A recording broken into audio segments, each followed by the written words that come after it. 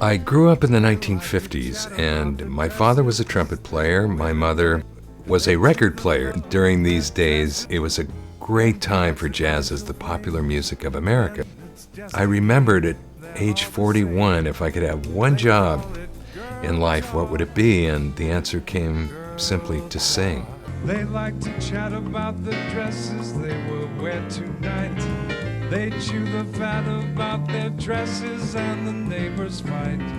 Inconsequential things that men don't really care to know become essential things that women find so apropos. So when I realized that, I decided to go back to my roots, the music that I love, which is the jazz standards of the Great American Songbook.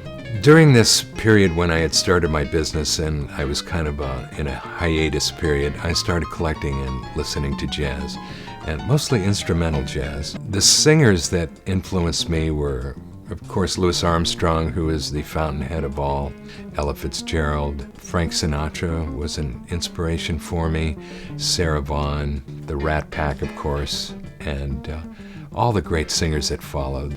So the thing about jazz music that makes it special, again, is the repertoire. It's what I grew up with and what I came back to. And in these songs, there are all these great stories again. And the fact that it's improvisational once again, that it's different every time, that I can sing how I feel that day. Whatever's going on with me emotionally, I can bring that to the song.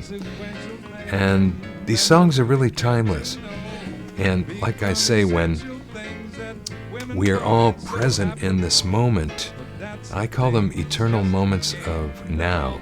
It's a very Zen sort of experience that I can suddenly realize a new place or something new that I want to say. And when I made my first recording, I had such a great band, I decided to make a record.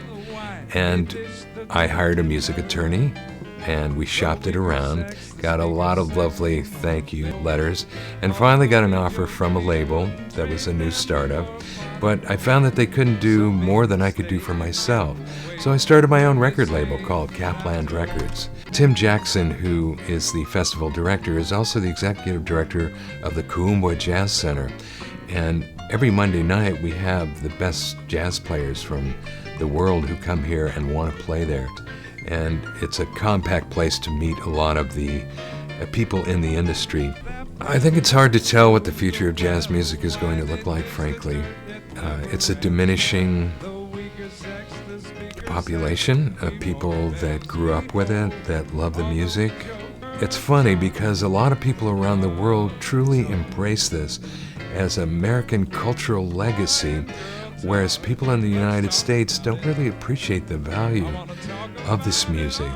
Jazz may have run its course in terms of the permutations of it. I think that people will come back to it and recognize the value of the contribution to American culture. But you just don't see it and hear it enough in our forms of media today. But it holds a special place in the hearts and minds and culture of America. Girl talk, after girl talk, how about some pillow talk? After girl talk, come